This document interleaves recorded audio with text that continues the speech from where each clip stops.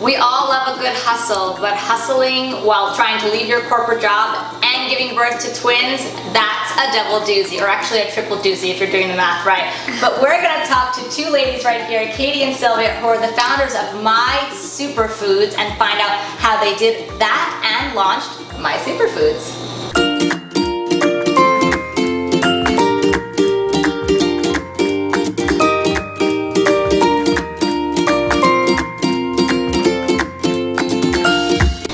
Katie, Silvia, I would love for you guys to tell the mamas out there about My SuperFoods, because if you ladies don't know about this, you should probably be stocking this in your pantry.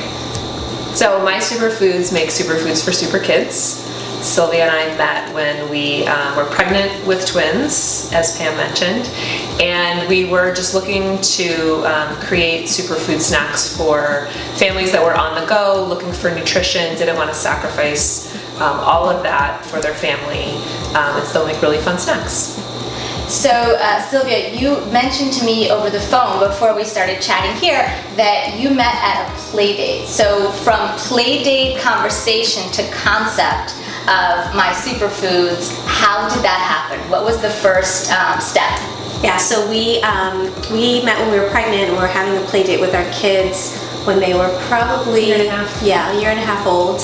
I was already either thinking of leaving or just about to leave my job. I wanted to just have more work-life balance. I wanted to be around my kids more, and had the idea to start a baby food company. I was chatting to Katie about it, just like you would with any friend, with like no concept at all that she was remotely interested. And when I got home that night, I think we were texting about it again, and I just said, hey, why don't you just do this with me? And I turned to my husband and said, do what?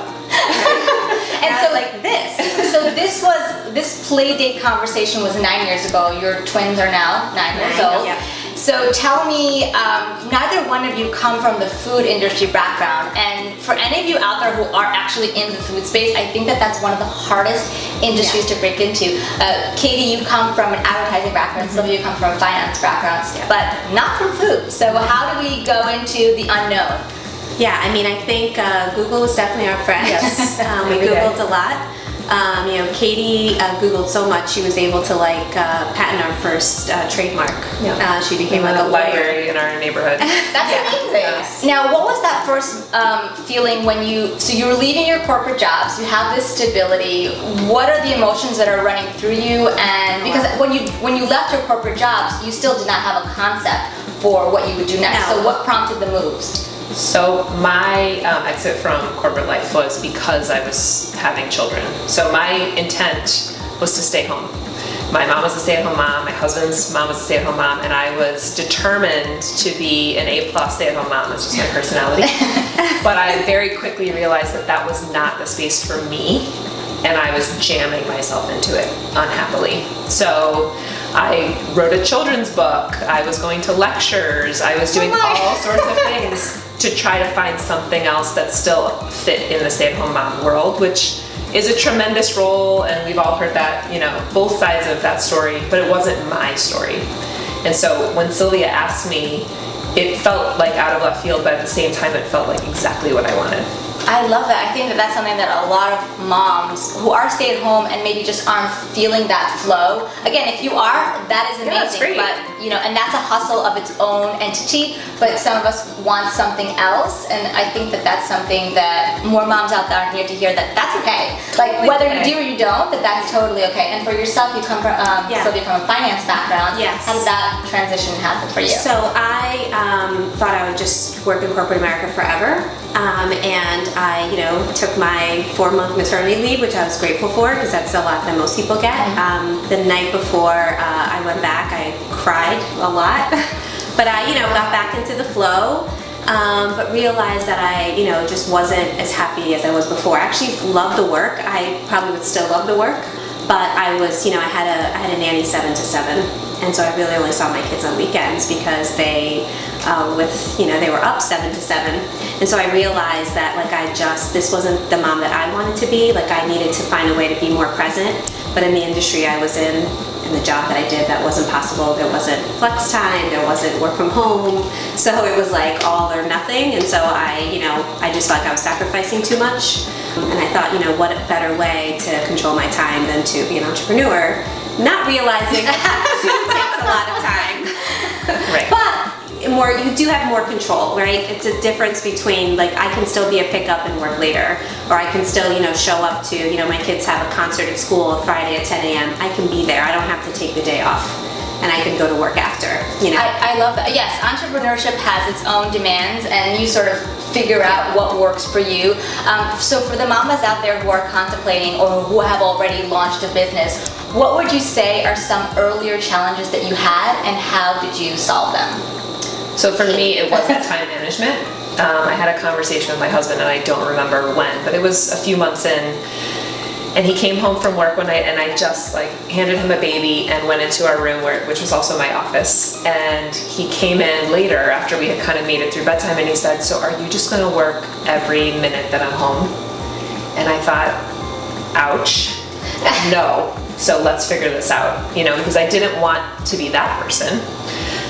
So it's really figuring out what's the most critical thing that needs to be done, instead of saying everything needs to be done, making time for each piece of your life that's important, kind of sifting through that early stage, very high level anxiety of, I have to get this right, I have to do it all right now. That's not true. Let's talk about the 4 children, because you, Silvia, recently had, a year ago, another baby, and between the twins, there is a 7-year-old. Yes. So you have the 9-year-old, the 7-year-old, and the 1-year-old. Yes. What is it like right now? Yeah. We're gonna breathe that in. I'm actually gonna let that simmer for a second. 2 9-year-olds, 7-year-old, a 1-year-old, bless you. What is it like now having the baby and the business, whereas before, you're starting something, and that's sort of a different journey. Now it's, My SuperFoods is established. So what is it like now with the baby and the business? So it's actually feels easier now. I also think everything feels easier in the present. I feel like you always lessen how difficult things were in hindsight, right? Like when you look through that, rearview mirror, it never feels as, probably intense as it did at that time. But there was some unpredictability in the beginning. Like Katie said, everything felt urgent, right? Mm-hmm. Everything was, we have to get this trademark right now. We have to get this packaging, and we need our food scientists and this trade show. How do we go to a trade show? Well, how do we make a booth? Is there a booth company? Oh yeah, we don't have that much money, so we go to IKEA and make a booth. It was all of that sense of urgency, where now there's more of a routine, right? We know more or less, and we were still learning every day, but more or less what to do. And so now, I have my work hours. We also have an office. We didn't have an office then. We used to meet at these tiny little coffee shops. You couldn't even open a notebook on the table. Drop a comment if you work out of coffee shop from time to time, or if that coffee shop is the desk in your kitchen. Right. Yes. It's also convenient. It's also convenient. Right. So how did you know initially when to step up? Because I feel a lot of us are one woman bandwagons at the home front, sometimes on the corporate, on our business side as well. When was that feeling, and where did you seek the help? So I think we know when we start to feel incredibly stretched, or things actually start falling through the cracks. For us, we were just piecing it, and then we realized we were getting bigger, the purchase orders were getting bigger, we were dealing with, much larger retailers where it was a problem to be out of stock. And so we're we need to fix this. And so, the incredible thing is that there is this deep pool of talent among stay-at-home moms, right? Most of them have degrees that are in everything you can imagine. I have friends who went to Harvard Law School who are stay-at-home moms in our town. We have PhDs in our town, a lot of MBAs, and they are, a lot of them actually want to do something, but not commute into the city, not work 12 hours a day. I absolutely love what you just said, Silvia, about tapping into and somewhat really untapped market of stay-at-home moms that maybe want something else, as you were saying, Katie, but maybe don't want to come back to the city, don't want to go back to the corporate job, and even some of them that maybe don't want to launch their own business but want to be a part of something that's wonderful, and all the better if it's something that's for their children. Right. Mm-hmm. Oh my gosh, I love that, and I think that that's something that everybody who's running a business should really consider, the options of tapping into the mom community, but also just realizing the flexibility that if you trust somebody, if her kid is sick, she's gonna figure it out for you. She's gonna do it at night because she already loves what you're doing. So all the businesses out there should really think about that, and I should think about that as well, because I want to actually staff up and I want to take in moms, because I think that that's the best opportunity. So you ladies do such a great job with My SuperFoods and your Instagram account. Tell everybody, first of all, what is your Instagram account? My SuperFoods. Very easy to find. Easy to find. Yes. What is your secret to managing the social space?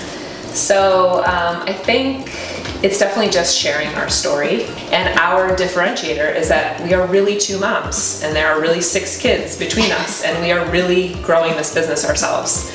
And there are many companies out there that look very different than that. And so I think that sharing that story and being the voice behind it is incredibly critical. Another thing that is wonderful about your company is the philanthropy that you weave in through every fiber of every cookie and every cracker, and that is that you give back to children in need that need lunches. So tell us a little bit about that, because I think that that's a wonderful fabric of your business. So that was something we talked about in those frantic early days, for sure. Before we probably even had like the business down. Right. Like, That's we wanted amazing. a very strong social mission, and we wanted it to be about hunger, child hunger. Yeah, that was, really, we were excited that we could make really nutrient dense food, but we also knew that because of that and how much that costs, that not every child out there would be able to get some. So how can we work around that? And so we give back to right now 5 different food banks across the country. The long-term goal is just to continue growing that list and work with as many as we can. We've donated over 230,000 meals to kids in need through our partnerships with our food banks. So that is just a goal of ours to continue to grow. Yeah, in addition to that, we, with our local food banks, we donate thousands of snacks all the time. We, ourselves and our employees actually go to our New Jersey food bank and donate our time as well. We really want to be part of that mission. Now it's been 9 years. The landscape of the food industry has changed for the better, and in most respects. What would you say is your secret sauce to success, and not just in the food space, but what would you say is your secret sauce to momtrepreneur success? I think for me, I think finding an amazing partner is key. I think whatever amount of work you think is going to be required to get something off the ground, it's going to be 10 times what you estimate. That's also true for capital, just in case. Says the finance gal, right? But finding someone to share that with is critical. Part of that is luck. I mean, people are often amazed that Katie and I are very close to our personal lives and work together every day.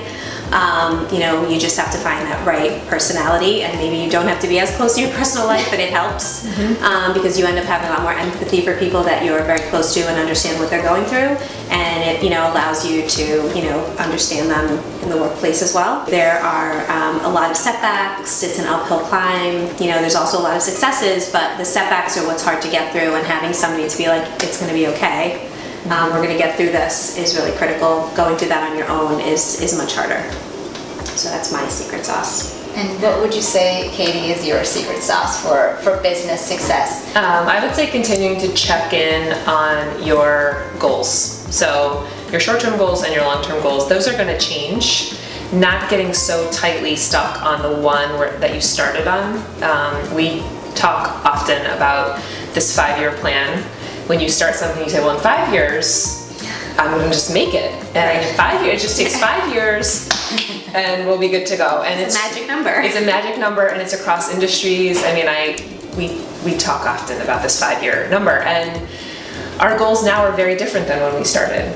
And we've had big wins and big losses, and if you keep checking in, where do we want to go? And together, because we're a partnership, where do we want to go? And we're very clear on that. I think the whole journey becomes much easier. Right. And not giving up when you don't, get to year 5 and you're like, oh, didn't get here. That's right. What about all the amazing things you have achieved? Like, hang on to that. Right. Don't hang on to the number. For us, it could be so easy. It's like, well, we're not in this number of stores, or we're not, at this revenue number, or we didn't do this, but look at all we have done. Mm-hmm. So we are going to hold on to all these tips. I'm going to hold on to some of my superhero foods. Thank you, ladies, so much. Thank you. As always, hustle and eat some cookies. Make a bigger hole. Your own fresher way. Thank you. Thank you.